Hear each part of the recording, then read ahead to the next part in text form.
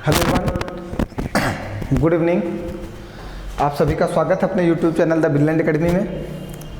जैसा कि हम लोगों ने ये क्लासेस और स्टार्ट की हैं प्रीवियस ईयर्स पेपर्स के क्वेश्चंस का सॉल्यूशन, जिसमें सुपर टेट, लेखपाल, कांस्टेबल, एसएससी सीएचएसएल ऐसे पेपरों के प्रीवियस ईयर्स पेपर का सॉल्यूशन कराया जाएगा, सॉल्व कराया जाएगा आपको पेपर, क्योंकि कुछ प्रश्न यहाँ से रिपीट होते हैं और जो आप पढ़ रहे हैं उसका रिवीजन भी ज़रूरी है।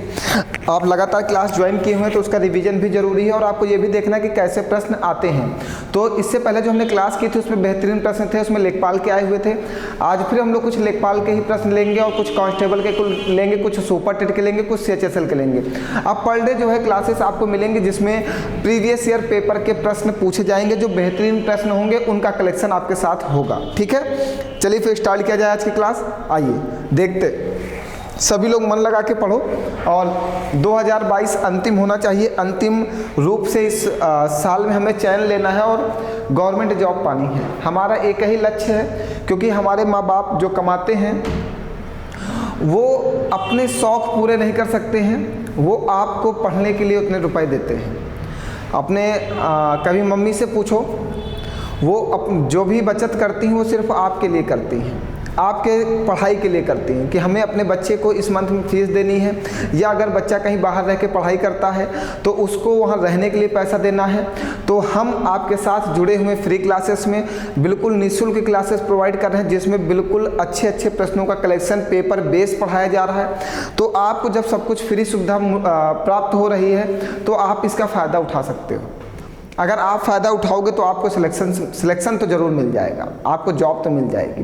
क्योंकि आपको ये भी देखना ना कि आपको जो पढ़ाया जा रहा है वो पेपर में पूछा जा रहा है या नहीं जा रहा, सिर्फ बेवकूफ़ बनाया जा रहा है। और अपने घर वालों के सपनों को पूरा करने के लिए आपको जी जान लगाना होगा, पूरी मेहनत करनी होगी। जब तक आप पूरी मेहनत नहीं करोगे सिलेक्शन नहीं होगा आपका। चलिए फिर देखते हैं आज की क्लास और बढ़िया प्रश्नों का कलेक्शन आज फिर है आपके साथ। अच्छा, ये वाली क्लासेस हम लोग यहाँ तक प्रश्न डिस्कस कर चुके थे। आइए, कहाँ से डिस्कस करना है? हाँ, 12 नंबर से हमें डिस्कस करना था, 11 तक की हम लोग आपके साथ डिस्कस किए थे। चलिए 12 नंबर प्रश्न देखते हैं क्या कह रहा है। कह रहा, बजट से पहले किसी कार की कीमत 30% बढ़ाई जाती है और बजट में फिर 10% बढ़ाई जाती है, कार की कुल कीमत क्या होगी? कुल प्रतिशत वृद्धि। जब भी हमने कहा कि प्रश्न में कुल प्रतिशत वृद्धि लग जाए, कुल प्रतिशत वृद्धि प्रश्न में लग जाए तो वहाँ पे सिर्फ आपको डायरेक्ट प्रतिशत परिवर्तन लगाना है। इस फार्मूले को आपको बहुत अच्छे से समझना है, क्योंकि हमने बताया था जब हम वर्ग पढ़ा रहे थे, फिर हमने जब आयत पढ़ाया तो हमने आपको बताया कि ये वाला फार्मूला आपका बहुत प्रश्नों में साथ देगा, क्योंकि आयत में भी ये फार्मूला आपका साथ देता है, वर्ग में भी ये आपका फार्मूला साथ देता है। और ऐसे बहुत सारे प्रश्न आते हैं जहाँ पे कुल प्रतिशत वृद्धि, जहाँ पे कुल प्रतिशत परिवर्तन की बात करेगा वहाँ पे ये फार्मूला आपका काम करेगा। कुल लगा हो, कुल प्रतिशत वृद्धि लगा हो, आप इस फार्मूले से अपना उत्तर दे सकते हो। जब भी बढ़ाया जाएगा तो प्लस, जब भी घटाया जाएगा तो माइनस, जब भी वृद्धि होगी प्रतिशत में तो प्लस और जब भी कमी होगी तो माइनस। अब समझिएगा, कह रहा बजट से पहले किसी की कार की कीमत 30% बढ़ाई गई तो प्लस का 30, और बजट में फिर 10% बढ़ाई गई तो प्लस का 10। एक बार x एक बार y, 30% बढ़ाया तो x और 10% बढ़ाया तो y, और प्लस 30 गुणे 10 बटे में 100। ये 2 जीरो से 2 जीरो कट जाएंगे और 30 10 40 और प्लस का 3 है करना 3, तो कितना आ गया? 43%। टोटल परिवर्तन क्या निकल के आया? 43%। तो इस फार्मूले को आप भूलेंगे नहीं, ये बहुत सारे प्रश्नों में ये फार्मूला आपका साथ देगा भैया। बताइए, कोई डाउट है किसी को कहीं पर? समझ लीजिए फिर बताइए, आगे बढ़ाएं। चलिए अब आगे नेक्स्ट प्रश्न लेते हैं। कह रहा, अगर कोई धनराशि साधारण ब्याज पर 10 वर्षों में 2 गुनी हो जाती है तो ब्याज की दर क्या होगी? तो दर बराबर फार्मूला होता है, लगाने का दूसरा भी तरीका है। ये मेथड हमें आसान लगता है क्योंकि यहाँ से तुरंत प्रश्न निकल आता है। दर बराबर n-1 इंटू 100/2। तो n क्या होता है? हमारा गुना होता है, जितने गुना कर रहा हो, और t हमारा समय होता है। ठीक है, आइए, तो n-1 2 गुनी मीन्स 2 - 1 गुणे में 100 और बटे में t मतलब 10। तो 10 दहम 100, और 2 से 1 को घटाओगे तो 1 गुणे 10, तो कितना आ जाएगा 10%। देखिए तुरंत आंसर आ गया 10%। तो दर निकालने के लिए फॉर्मूला याद रखिएगा, दर बराबर n-1 इंटू 100/t।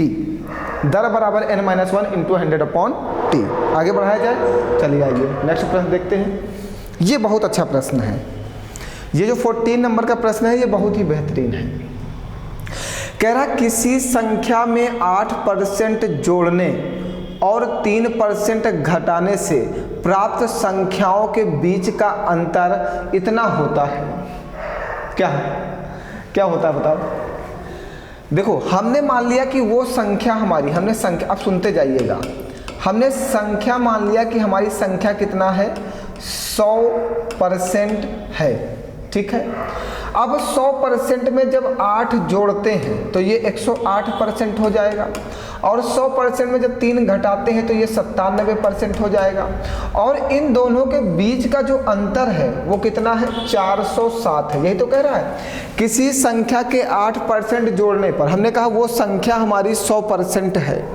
कभी भी प्रतिशत में क्वेश्चन पूछा जाए तो संख्या, आपकी आय, गांव की जनसंख्या, कॉलेज के विद्यार्थी, कोचिंग के विद्यार्थी, कॉलेज के शिक्षक, सबको 100% मानते हैं। आपकी आय, कॉलेज की इनकम, जो भी हो वो सबको 100% मानते हैं। तो संख्या को हमने 100% मान दिया, तो 100% में 8 जोड़ा गया और 100% में 3 घटाया गया, और इनके बीच का जो अंतर है वो कितना है 407 है। इतनी बात क्लियर हो गई, ठीक है। अब 100% इसको घटा दो, ये कितना आ जाएगा, ये कितना आ जाएगा 97, 3, 8, 3, 11%। 11% की वैल्यू है 407, इसको काट दिए, 11 एक नम 11, ये 11 33, 7 जाएगा, 11 7 77, 1% की वैल्यू कितनी आ गई 37। आपसे क्या पूछा है, आपसे पूछा है कि वह मूल संख्या क्या है, वह संख्या क्या है, संख्या क्या है 100%, 1% की वैल्यू 37 है, तो 100% की वैल्यू क्या हो जाएगी 100 गुणे 37, तो वो संख्या कितनी हो जाएगी 3700। देखिए है ऑप्शन में, बताइए कोई की बात कहीं पर कुछ ना समझ में आ रहा हो, सबको समझ में आ रहा है, कोई डाउट हो तो पूछ सकते हो। सपने साकार करने हैं, इस बार मेहनत से लगे रहो, लेखपाल, कांस्टेबल, CHSL सब कुछ निकलवा देंगे, बस आप मेरे साथ मेहनत के साथ लगे रहो, सिलेक्शन कराना हमारा वादा है आपसे, ठीक है। तो वो संख्या आपने 100% मानी थी, 1% की वैल्यू 37 है, तो 100% की वैल्यू 3700 हो जाएगी। आगे बढ़ाएं, चलिए।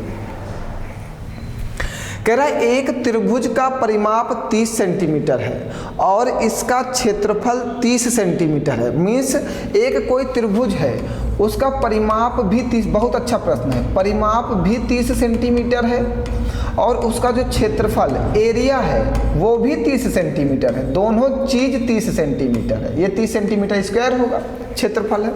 यदि त्रिभुज की सबसे बड़ी भुजा की लंबाई 13 है तो त्रिभुज की सबसे छोटी भुजा की लंबाई क्या होगी। सबसे बड़ी भुजा कितनी है हमारी 13 है। अब बात समझिएगा, जैसे हमने 13 देखा तो हमें ट्रिपलेट याद आ गया। क्या, कौन सा ट्रिपलेट, 5, 12, 13, ये एक समकोण त्रिभुज का ट्रिपलेट है। ये अगर किसी को नहीं पता है तो आप हमारी क्लासेस कंटिन्यू ज्वाइन किए रहिए। हमने त्रिभुज की 3 क्लासेस पढ़ाई, वो क्लासेस को वॉच कर लो, वहाँ पे ट्रिपलेट समझ में आ जाएगा। अभी हाल ही में हम रेक्टेंगल आयत पढ़ा रहे थे, वहाँ भी हमने त्रिभुज के बारे में इसके बारे में डिस्कस किया है।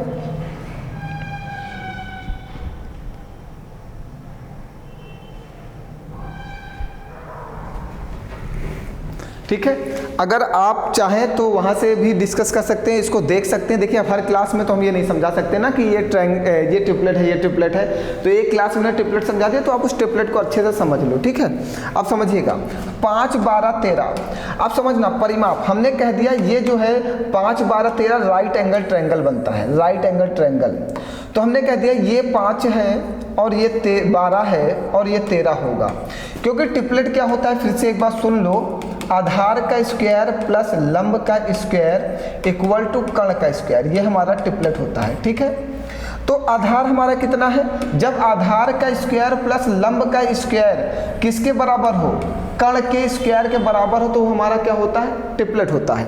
तो आधार हमारा कितना है 5, 5 का स्क्वायर 25, लंब हमारा कितना है 12, 12 का स्क्वायर 144 इक्वल टू कर्ण का स्क्वायर 169, 25 और 144 जोड़ोगे 169 बराबर 169। बताइए कोई परेशानी? तो आधार का स्क्वायर प्लस लंब का स्क्वायर इक्वल टू कर्ण का स्क्वायर, ये हमारा क्या होता है पाइथागोरस ट्रिपलेट है। ठीक है, तो अब ये जो है इसका परिमाप कितना कहा 30 सेंटीमीटर।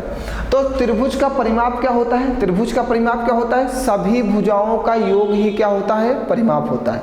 सभी भुजाओं का योग ही क्या होता है? परिमाप होता है। तो 12 और 5 17 और 17 और 13 30 मीन्स परिमाप तो सही आ गया।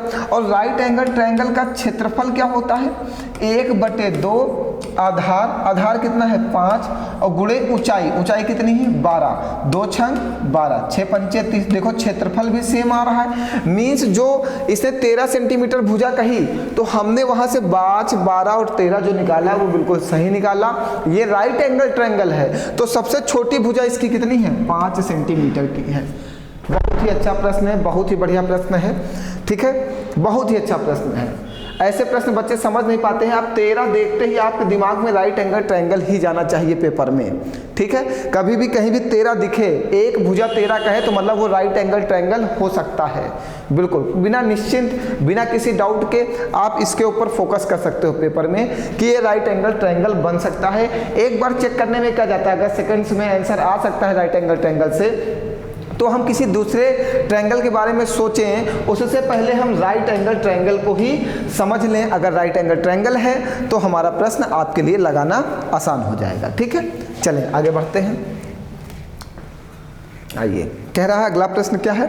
यदि किसी धनराशि पर ब्याज 1 पैसा प्रति रुपया प्रति माह हो, वाह, कोई धनराशि है उस पर जो ब्याज दिया जा रहा है वो 1 पैसा प्रति रुपया और प्रति माह हो तो वार्षिक ब्याज की दर क्या होगी? मीन्स 1 वर्ष में ब्याज की दर क्या होगी ये हमें बताना है। अब समझिएगा, ब्याज क्या दिया जा रहा है? ब्याज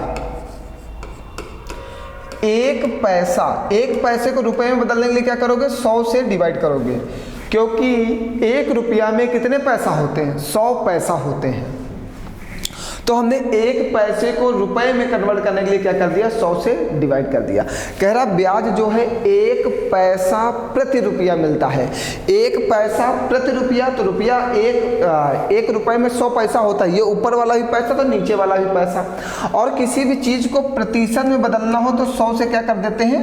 गुणा कर देते हैं। तो इसको जब काटेंगे 100 एकम 100, 100 एकम 100 तो 1% आएगा। तो 1 मंथ में जो ब्याज है वो क्या है? 1% है। देखो कहा नहीं, 1 पैसा प्रति रुपया प्रति माह, 1 पैसा जो है प्रति रुपया प्रति माह। तो जो 1% ब्याज है वो 1 महीने में मिलता है तो 12 महीने में ब्याज कितना मिलेगा? 12% मिलेगा। तो रेट ऑफ इंटरेस्ट आपका आ गया 12%। बहुत ही बढ़िया प्रश्न है, मस्त प्रश्न है ये वाला। ठीक है, बहुत ही अच्छे प्रश्न। ये लेखपाल में पूछा गया था, देखिए कितना अच्छा प्रश्न है। बहुत सारे बच्चे इस प्रश्न को छोड़ भी दिए होंगे लेखपाल के पेपर में। बहुत ही बेहतरीन प्रश्न है। आगे बढ़ाया जाए, चलिए आइए। फिर से एक त्रिभुज की बात किया है, एक ट्रायंगल की बात किया, उसमें कहा एक कोण 90 डिग्री का। जैसे ही 90 डिग्री की बात करता है तो वो राइट एंगल ट्रायंगल बन जाता है।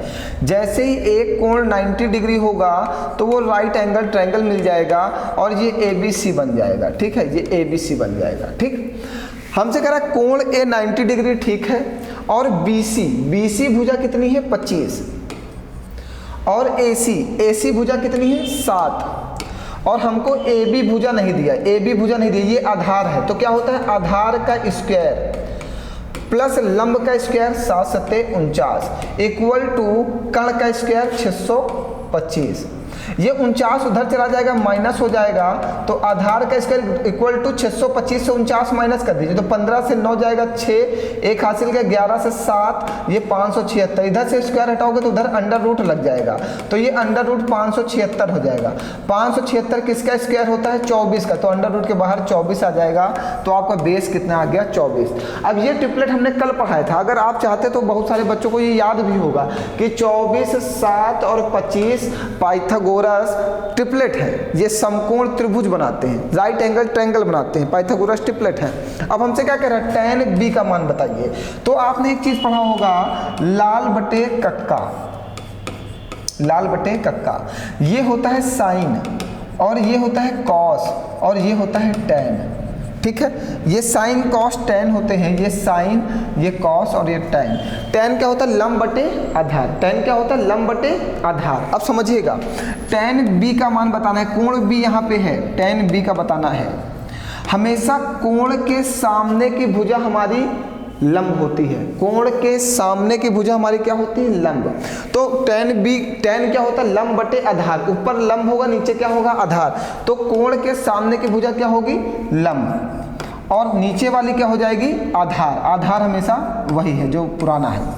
ये वाला कोण कहोगे तो इसका सामने की भुजा क्या हो जाएगी? लंब। और ये कर्ण हमेशा निश्चित रहता है, कर्ण कभी भी परिवर्तित नहीं होगा। कोण परिवर्तित होंगे लेकिन कर्ण में कोई परिवर्तन नहीं होगा, कर्ण अपने जगह पर स्थायी होता है। ठीक, ये कोण होगा तो इसके सामने की भुजा लंब, ये कोण होगा तो इसके सामने की भुजा लंब। इतनी बात क्लियर है? ठीक, तो क्या आ गया हमारा? 7/24 है ऑप्शन में, ये देखिए 7/24।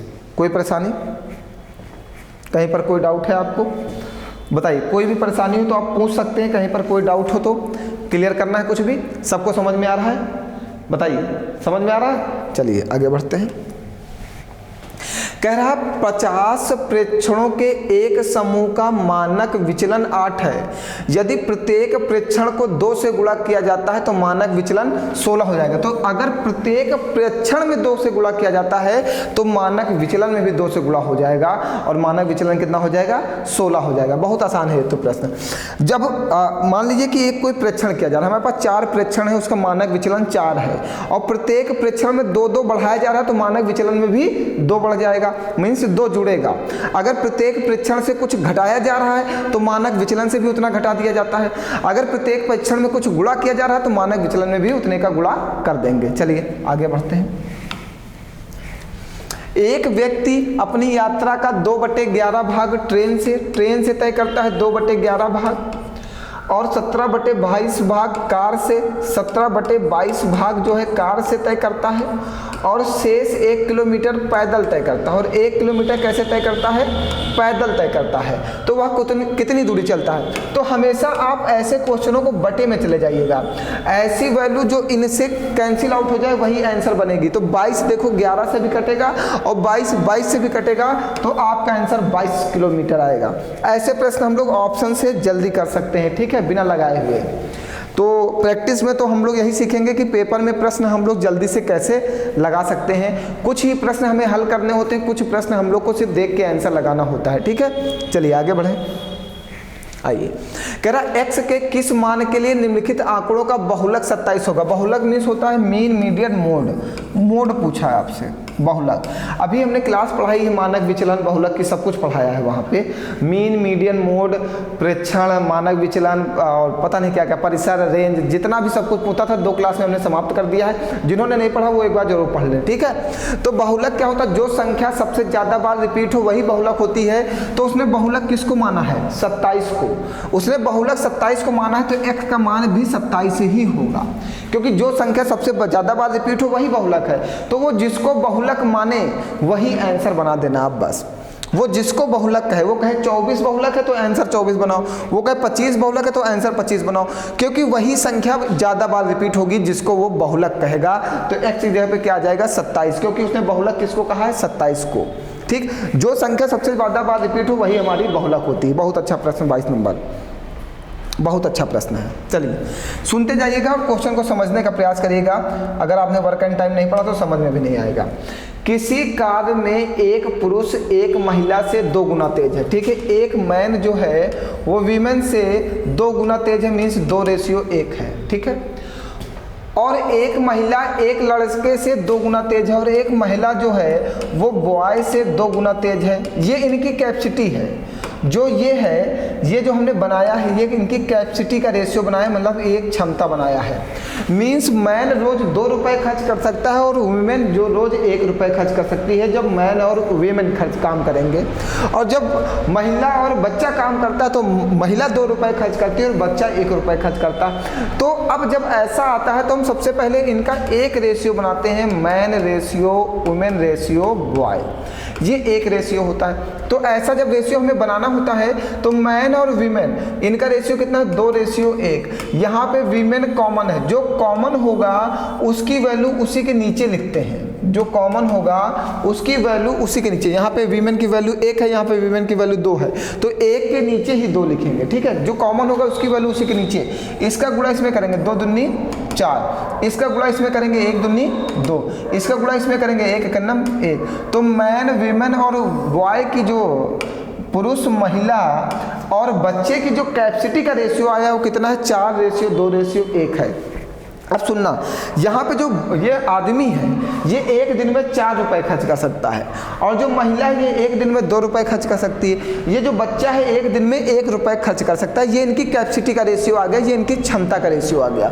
अब क्या करें, यदि वे सभी अर्थात एक पुरुष, एक महिला और एक लड़का मिलकर किसी कार्य को 4 दिनों में पूरा करते हैं, मीन्स उनके पास जो रुपए थे उन्होंने 4 दिनों में खर्च कर डाले। तो मैन और वुमेन और बॉय अगर तीनों लोग मिलकर खर्च करते हैं तो मैन एक दिन में कितने रुपए, 4 रुपए, महिला एक दिन में कितने रुपए, 2 रुपए, बच्चा एक दिन में कितने रुपए, 1 रुपए।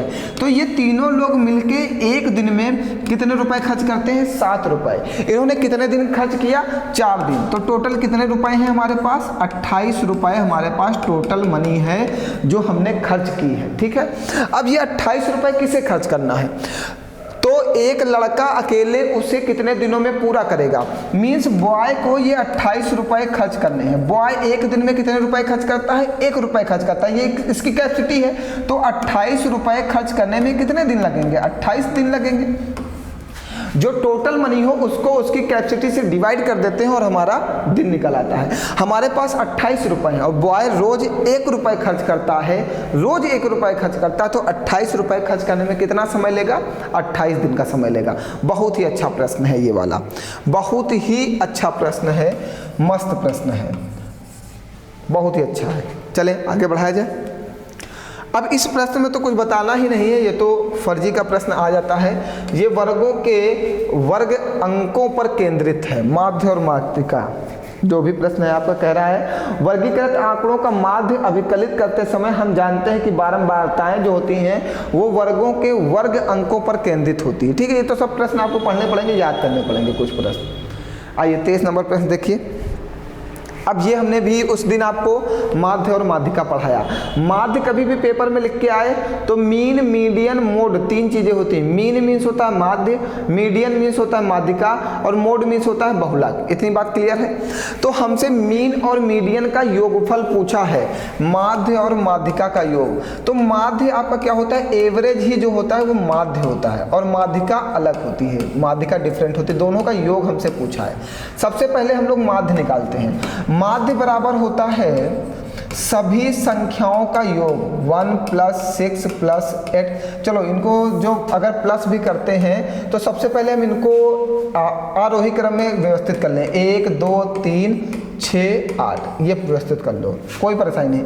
माध्य निकालो। माध्य जो होता है वो होता है सभी संख्याओं का योग और बटे में सभी संख्या, 3 2 5, तो 6 3 9 1 10 10 18 18 2 20, 20 बटे 5, तो माध्य कितना आ गया हमारा 4। माध्य तो निकल आया। अब हमें क्या निकालना है, माध्यिका। अब माध्यिका में क्या करना होता है एक बार फिर से बता देते हैं। वैसे हमने क्लास से पढ़ाई तो हमने कहा था पढ़ लेना, बार बार नहीं बताएंगे, एक बार फिर से बताते हैं।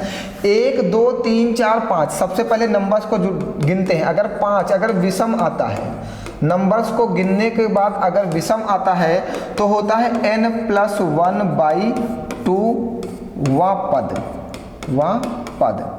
तो कितने हैं, 5 है, तो 5 + 1 6, 6 बटे 2, तो 2 तिहाई 6, 3वां पद। अब हम लोग 3वें पद पे जाएंगे, वही हमारा माध्य होगा। 1 2 3, तो 3 पे गए तो माध्यिका हमारी कितनी आ गई, माध्यिका हमारी आ गई 3। बस यही करना होता है। तो हमें माध्य और माध्यिका का योग पूछा, तो योग कितना हो जाएगा 7। बताइए कोई परेशानी है। ये आप लोग माध्य माध्यिका मीन मीडियन मोड की क्लास पढ़ लो, बिल्कुल अच्छे से समझ में आ जाएगा। हमने एक क्लास बहुत बेहतरीन पढ़ाई है जिसमें बहुत कुछ पढ़ाया है, ठीक है। ये वाली क्लास आप जरूर पढ़ लेना भैया, यहाँ से प्रश्न आपके पेपर में जरूर आएंगे इस बार, उम्मीद करते हैं, क्योंकि इस बार यूपी टेट ने 3 प्रश्न माध्य माध्यिका से बना दिया और बेहतरीन प्रश्न बनाए, ठीक है। तो ऐसे प्रश्न आपके पेपर में पूछे जरूर जाएंगे इस बार। ये आउट ऑफ सिलेबस नहीं है, ये आपके लेखपाल के सिलेबस में लगा हुआ, और यूपी टेट में तो सिलेबस में भी नहीं था, आउट ऑफ सिलेबस चला गया। तो इसलिए मेहनत से पढ़ो, ये पूछा जा सकता है। 1 घंटे की क्लास है, अगर 1 घंटे पढ़ने से हमारे 2-3 प्रश्न नॉर्मल, बहुत ही नॉर्मल है, ये कठिन है ही नहीं माध्य माध्यिका वाला। अगर एक बार आपने पढ़ा है तो लाइफ में गलत नहीं करोगे। तो एक बार समय निकालकर माध्य माध्यिका मीन मीडियन मोड सब कुछ पढ़ डालो, 1 घंटे की क्लास में आपका ये सब कवर हो जाएगा। उसके बाद आपको दोबारा ये सब पढ़ने की जरूरत ही नहीं है। चलिए आइए, अगला प्रश्न दिया गया है, कह रहा 60 लीटर मिश्रण में अम्ल और पानी का अनुपात 2:1 है, ठीक है। 60 लीटर हमारे पास मिश्रण है, लीटर हमारे पास मिश्रण है, इसमें जो अम्ल है, अम्ल और जो पानी का अनुपात है वो क्या है, 2:1 है। अम्ल और पानी का जो अनुपात है वो कितना है, 2:1 है। तो सबसे पहले हम इसमें निकाल लें कि हमारे पास अम्ल कितना है और पानी कितना है रेशियो में, ठीक है। तो 60 जिसका निकालना होता है उससे गुणा करते हैं और टोटल के योग से 2, 1, 3 से डिवाइड करते हैं। तो इसमें अम्ल कितना हो गया, 40। ये रेशियो मेथड होता है, 60 गुणे जिसका निकालना हो उससे गुणा करो, टोटल के योग से डिवाइड करो, 3 दूनी 6, 20। तो अम्ल और पानी कितना आ गया, 40 और 20 आ गया, 40 लीटर और 20 लीटर आ गया। इसमें कितना लीटर पानी मिलाया जाए ताकि अम्ल और पानी का अनुपात इतना हो जाए। अब हमें ये बताना है कि इसमें कितना लीटर पानी मिलाया जाए। तो अम्ल बटे पानी कर दीजिए, अम्ल बटे पानी, सुनते जाइएगा। अम्ल हमारे पास 40 लीटर है, पानी हमारे पास 20 लीटर है। इसमें कितना पानी मिलाया जाए, हमने कहा इसमें x लीटर पानी मिलाया जाए, जिससे इसका अनुपात कितना हो जाए, 1/2 हो जाए। 2 का गुणा इधर कर दिए, 20 चौको 80, और 1 का गुणा इधर कर दिए 20 प्लस x, और ये 20 इधर आके माइनस हो जाएगा, तो x का मान कितना आ जाएगा, 60। तो कितने लीटर पानी मिलाया जाए, 60 लीटर। ये भी अच्छा प्रश्न है, ऐसे प्रश्न पूछे जाते हैं, इनको ऐसे लगाना पड़ेगा पेपर में, आपको सॉल्व करना पड़ेगा। सबसे पहले अम्ल और पानी का जो रेशियो दिया गया है उससे आप निकाल लेना कि जो 60 लीटर का मिश्रण है वो जो रेशियो है 2:1, तो उसमें कितना अम्ल है और कितना पानी है। तो हमने अम्ल और पानी निकाल लिया कि 40 लीटर अम्ल है और 20 लीटर पानी है। अब इसमें पानी मिलाया जाता है, तो पानी में हमने कह दिया x लीटर पानी मिलाया जाता है। जब x लीटर पानी मिलाते हैं तो अम्ल और पानी का जो नया अनुपात है वो कितना हो जाता है, 1:2 हो जाता है। तो हमने कहा नया अनुपात 1/2 हो जाता है। 2 का गुणा इधर कर देंगे, 40 दूना 80, 1 का गुणा इधर कर देंगे 20 प्लस x, 80 से 20 घटा दोगे तो x का मान कितना आ जाएगा, 60। तो आपका आंसर कितना आ जाएगा, 60 लीटर आपका आंसर आ जाएगा। ये देखिए, बताइए कोई परेशानी। तो हमें लगता है प्रश्न यहीं पे समाप्त होते हैं आज की क्लास के। आज की क्लास के आपके जितने भी बेहतरीन प्रश्न थे वो सब समाप्त हो गए। अब ऐसे ही हम हर वीक में 3 क्लास आपको देते रहेंगे और चैप्टर भी चलता रहेगा। प्रीवियस ईयर पेपर आपको सॉल्व कराना बहुत जरूरी है और सभी लोगों को सॉल्व करना भी जरूरी है, क्योंकि जितने अच्छे प्रश्न हैं उनको पढ़ना बहुत जरूरी है बेटा। जब तक हम लोग प्रीवियस ईयर पेपर सॉल्व नहीं करेंगे हमारी कंपटीशन पे अच्छी पकड़ नहीं बनेगी। इसलिए सभी लोग मेहनत के साथ प्रीवियस ईयर पेपर जम के मेहनत करके सॉल्व कर डालो। हम कहते हैं सिलेक्शन 2022 में होके रहेगा, होके रहेगा, होके रहेगा, कोई नहीं रोक सकता। इस बार हम आपको सिलेक्ट करा के रहेंगे। तो मिलते हैं कल फिर नेक्स्ट क्लास में। आज के लिए इतना ही। बहुत बहुत धन्यवाद आप सभी लोगों का। हंसते रहो और पढ़ते रहो।